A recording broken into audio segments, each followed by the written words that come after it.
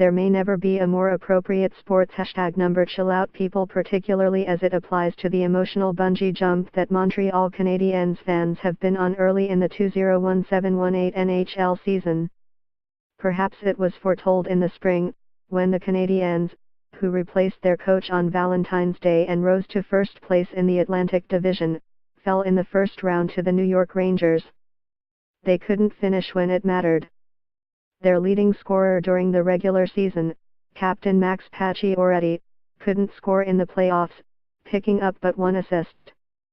Their top playoff performer, Alexander Radulov, 7 points in 6 games, chose free agency over the summer and signed with the Dallas Stars.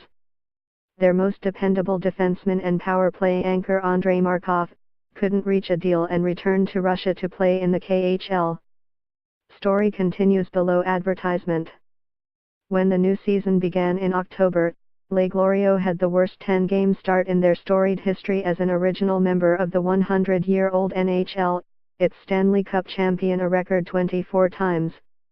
Carey Price, the team's goaltender and generally conceded franchise player, began badly and then fell to a never-explained lower body injury. For 3 weeks he was lost to the team, not even skating for the first 2, and panic was in the streets. Montreal is surely the one city in the 31-team league where it is impossible to sell a rebuild plan. The Toronto Maple Leafs only managed it after they hit absolute rock bottom. In newspapers, on television, on radio talk shows and, most hysterically, on social media there were calls for heads to roll.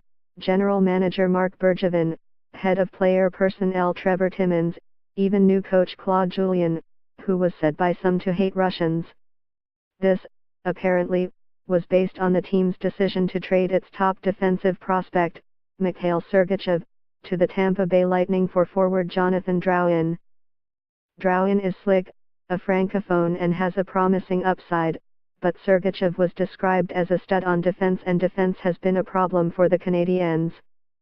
Most of all, however, some fans continue to bemoan the June 29, 2016, trade in which flamboyant, crowd-pleasing defenseman P.K.